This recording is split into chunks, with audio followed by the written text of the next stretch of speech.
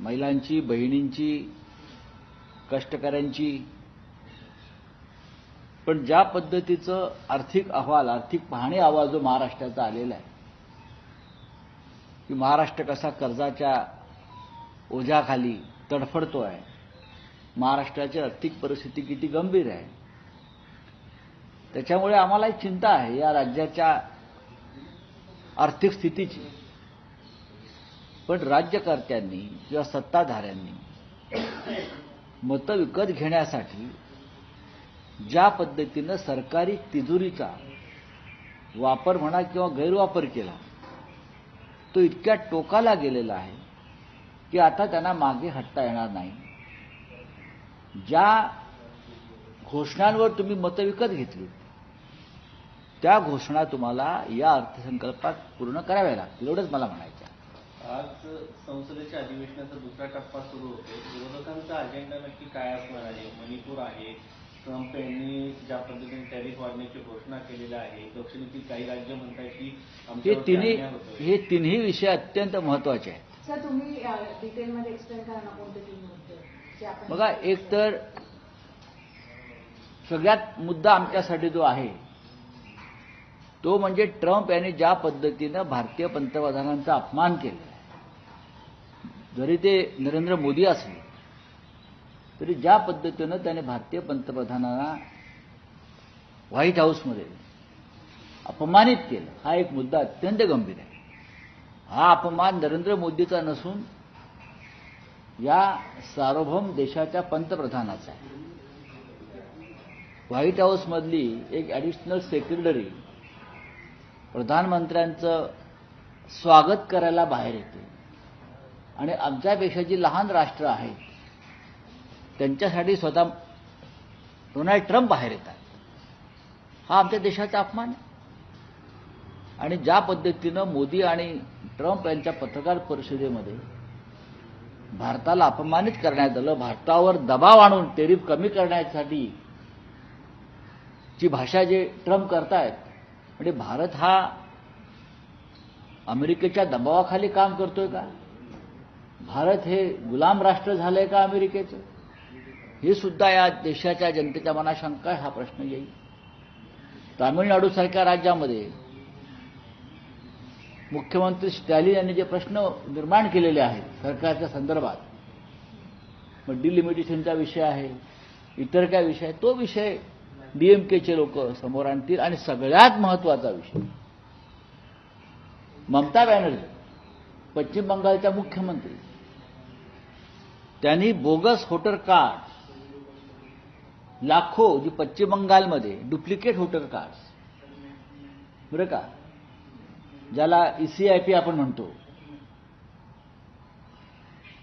एकाच नंबरचे जो युनिक कोड ज्याला आपण म्हणतो, एकाच नंबरचे कार्ड्स, मतदारांचे कार्ड्स पश्चिम बंगालमध्ये जे मतदान करणार आहेत असे लाखो झारखंड, गुजरात आणि बिहारमध्ये सुद्धा मिळालेले आहे. म्हणजे जो खेळ महाराष्ट्रात झाला, जो खेळ हरियाणात झाला आणि जो खेळ दिल्लीमध्ये झाला, तोच खेळ पश्चिम बंगालमध्ये करण्याचा प्रयत्न भारतीय निवडणूक आयोग आणि भारतीय जनता पक्ष हात मिळवणी करून करणार होता. पण तृणमूल काँग्रेसने याला ब्रेक लावला, याच्यावर रिसर्च केलं आणि निवडणूक आयोगाला चूक मान्य करावी लागली. आजच्या अग्रलेखामध्ये तुम्ही त्याच्याबद्दलच लिहिलेलं आहे. होय, मग हा विषय अत्यंत गंभीर आहे देशासाठी. भारतीय जनता पक्ष आणि निवडणूक आयोग या एकाच नाण्याच्या दोन बाजू आहेत आणि बोगस मतदार निर्माण करून त्याच्यासाठी बोगस डॉक्युमेंट्स तयार करून हरियाणा, दिल्ली, महाराष्ट्र आणि आता पश्चिम बंगाल, कदाचित बिहार सुद्धा होऊ शकेल, या निवडणुका जिंकल्या जात आहेत. हे पुन्हा एकदा ममता बॅनर्जी आणि त्यांच्या प्रमुख कार्यकर्त्यांनी समोर आणलं आहे. ही बाब तृणमूल काँग्रेससह आम्ही सगळ्यांनी गांभीर्याने घेतलेली आहे आणि संसदेमध्ये ह्याच्यावरती नक्कीच आम्हाला चर्चा हवी. राज ठाकरेंनी काल पुण्यामध्ये पक्षाच्या मेळाव्यामध्ये बोलताना एक विधान केलेलं आहे की गंगेचं पाणी म्हणजे महाकुंभमध्ये असणारं पाणी खूप घाण पाणी होतं आणि ते पाणी मला कोणतरी घेऊन आलं होतं, प्या असं म्हटलं होतं, मी कसं पेणार? नाही, ते प्या असं म्हटलं होतं आणि हट असं म्हटलं. तुम्ही अर्धवट सांगताय, तुम्ही देशापुढे अर्धवट माहिती ठेवताय. हे बघा की राज ठाकरे हे भारतीय जनता पक्षाचे सहकारी आहेत आणि राज ठाकरे यांनी मधल्या काळामध्ये हिंदुत्वाचा पुकार केलेला आहे भारतीय जनता पक्षाबरोबर. अचानक ते हिंदुत्ववादी झालेले आहेत. आता राज ठाकरे यांच्या जागी अन्य कोणी नेता असता, समाजवादी पार्टीचा असता, काँग्रेसचा असता, किंवा शरद पवार साहेबांच्या राष्ट्रवादी काँग्रेसचा असता, किंवा आमच्यापैकी कोणी असतं, तर या विधानावर भारतीय जनता पक्ष, मिंदेंची सेना त्यांनी थैथयाट केला असता की कसा हिंदुत्वाचा अपमान झाला. आता बोला ना. मी राज ठाकरे यांच्या विधानावरती माझं मत व्यक्त करत नाही आहे काही. या प्रत्येकाच्या भावना आणि प्रत्येकाची मतं आहेत.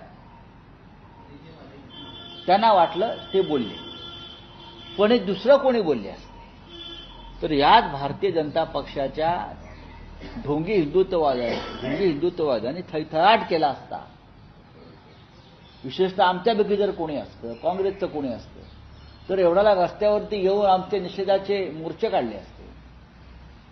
राज ठाकरे आणि त्यांचा पक्ष हा भारतीय जनता पक्षाबरोबर काम करतोय, महायुतीबरोबर काम करतोय, देवेंद्र फडणवीस यांच्याबरोबर काम करतोय, एकनाथ शिंदे यांच्याबरोबर काम करतोय.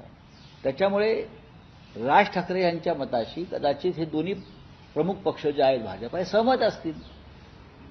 त्याच्यावर त्यांनी मत व्यक्त केलं पाहिजे. राज ठाकरेंनी भूमिका आता पुन्हा बदललेली आहे. ऊस बदलताना पाहायला मिळतात, सातत्याने भूमिका बदलताना पाहायला मिळतात.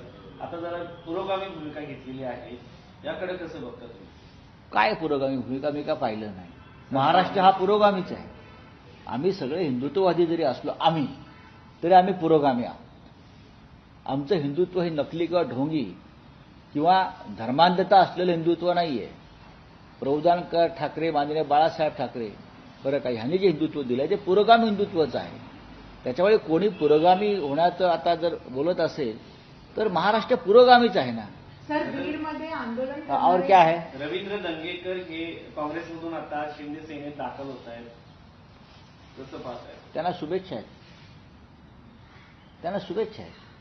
दंगेकरासारख्या कार्यकर्त्यांना हा निर्णय घ्यावा हे तळागाळातल्या कार्यकर्त्याला, ज्याला पक्षानं भरपूर काही दिलेलं असतं, त्या कार्यकर्त्यांसाठी धक्का असतो.